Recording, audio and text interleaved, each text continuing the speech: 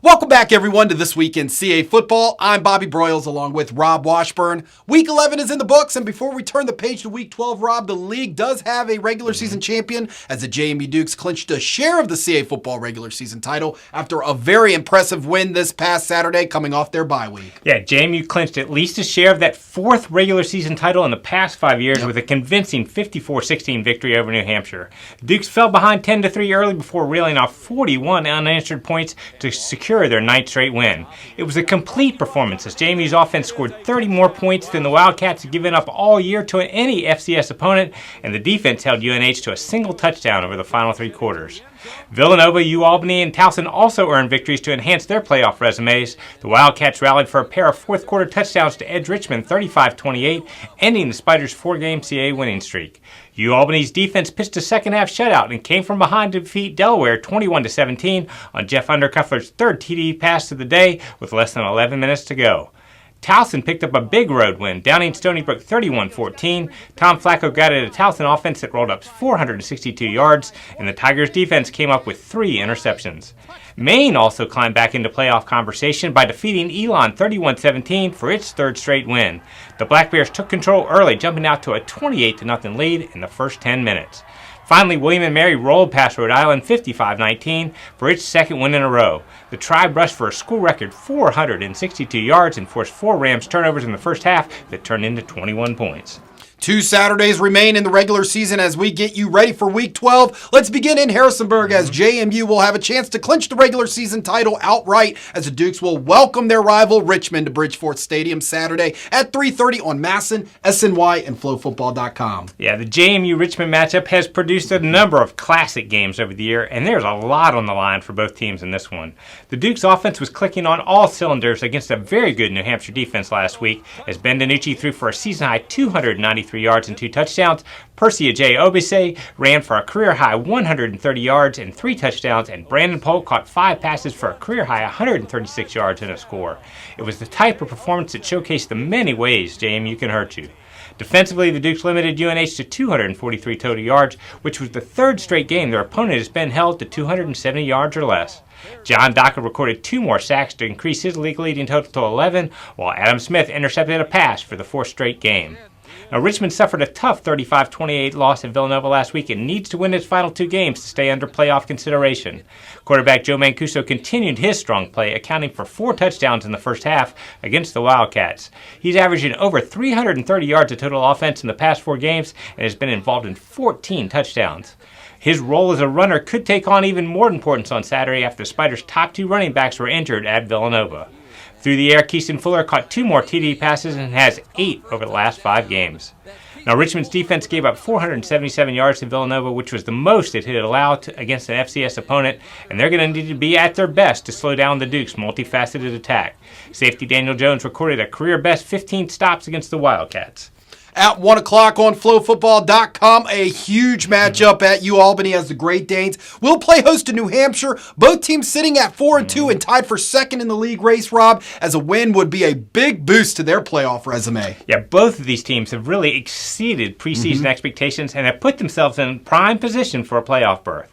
UAlbany has won 3 of its last 4 following a 21-17 victory at Delaware last week. We've talked often this season about the Great Danes' prolific offense, but it was the defense that came up big against the Hens, forcing 2 huge turnovers and not allowing a point in the second half.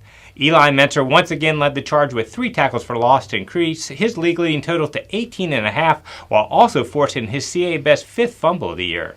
Offensively, quarterback Jeff Undercuffler threw 3 more TD passes and now leads the nation with 31 for the season.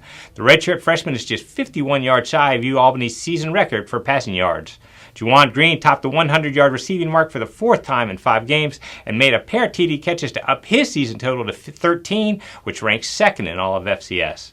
Carl Mofor also contributed his 6th 100-yard rushing effort of the year. Now, New Hampshire's coming off a tough loss at JMU, but needs to forget that quickly and regain the momentum that was created by winning 5 of 6 entering that game. The Wildcats' defense has been excellent all season, holding 5 of their last 6 opponents to 20 points or less. UNH has created multiple turnovers 4 times in the past 6 weeks and has 21 sacks on the year. Putting pressure on Undercuffler and creating turnovers will be key to their success. Now, offensively, the Wildcats were able to have some success running the ball with Carlos Washington and Evan Gray at JMU, and when they're able to do that, it creates better opportunities for quarterback Max Brosmer with play action. This is a huge matchup for both teams, and it should have the feel and intensity of a playoff game. Absolutely.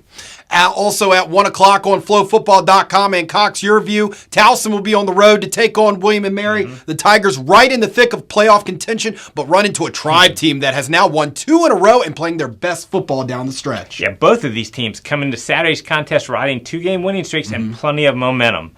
Towson's offense has averaged 31 points and better than 450 yards over the past 2 weeks. Now, everyone knows what a weapon quarterback Tom Flacco is with his arm and his feet, but the key during the winning streak has been the resurgence of the Tigers' running game with D.D. Thanrat and Adrian Felice-Platt combining for 291 yards in the last 2 weeks to provide balance with that passing attack. Now, Towson's defense forced 3 big turnovers at Stony Brook, but more importantly, slowed down the Seawolves' rushing attack, which will be crucial for them again this week. And William & Mary rolled past Rhode Island 55-19 last Saturday by piling up a season-high 580 total yards, including a school record 462 on the ground. It was the 3rd straight week that the Tribe has rushed for over 200 yards as the rotation of Bronson Yoder, Owen Wright, and Donovan Lester has combined with speedy quarterback Hollis Mathis to create a formidable attack. Now, William & Mary's defense has been improved in the past few weeks, especially against the run, and last week the unit created 4 first-half turnovers that resulted in 21 points. Veteran defensive back Corey Parker, who has 63 tackles and ranks 2nd in the league with 10 pass breakups, will be key in trying to slow down Flacco and company.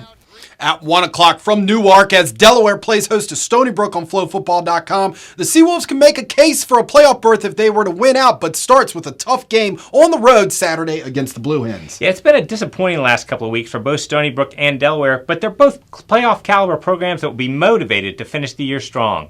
Now, mistakes hurt the Seawolves in last Saturday's loss to Towson as they turned the ball over 3 times and committed 11 penalties. Quarterback Tykel Fields accounted for over 300 yards of total offense against Towson and has thrown at least 1 TD pass in 8 straight games.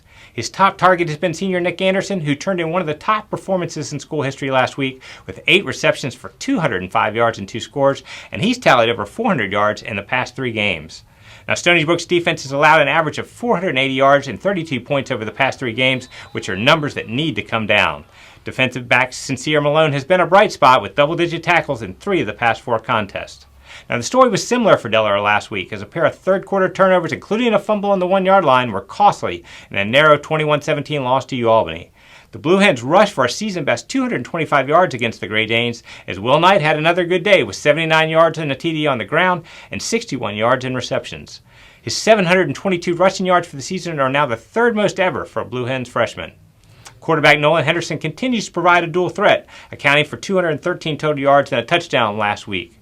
Now, Delaware's defense is coming off a solid effort, holding UAlbany's higher-powered offense to just 362 yards and 21 points. Kedrick Whitehead recorded a team-high 12 tackles against the Great Danes and needs just 8 more to reach 100 for the season. At noon on FlowFootball.com, Rhode Island will make the trip to Orono to take on Maine. And Rob, don't look now. The Black Bears have played their way back in the at-large playoff picture with the current 3-game winning streak they have. Yeah, aside from JMU, the hottest team in CAA football is Maine, which has reeled off those 3 straight victories to even its record at 5-5 overall and 3-3 in the league. The Black Bears have piled up over 425 yards of offense and scored at least 31 points in the past 4 games. Freshman quarterback Joe Fagiano has been outstanding, throwing 14 touchdowns with only 3 interceptions in his 4th start. It certainly helps to have a talented group of receivers led by Jaquan Blair and Ernest Edwards, who has topped the 100-yard receiving mark in 3 of his past 4 contests and moved into 2nd place on Maine's all-time receiving yards list. Now, the Black Bears' defense has been equally as impressive, holding 2 of its last 3 foes under 300 yards. Behind the play of Keon Whitaker and Adrian Otero, Maine has recorded 11 sacks in the last 2 games and has forced 7 turnovers in the past 3 contests. Rhode Island is looking to bounce back from that 55-19 loss at William & Mary last week. The Rams' offense was able to move the ball but committed 4 first-half turnovers that led to 21 Tribe points. True freshman quarterback Darius Parante split time at quarterback with Vito Priori last week and threw for 180 yards and 2 touchdowns. Rhode Island also got a huge performance from receiver Isaiah Coulter, who made 8 receptions for 153 yards and 3 touchdowns at William & Mary, and is just 47 yards shy of joining Aaron Parker with 1,000 yards for the season. Now, it was a tough afternoon for the Rams defense, which gave up a season-high 580 yards. Linebacker Brandon Javier Castillo made 9 stops at William & Mary and needs just 3 more to reach 100 for the season.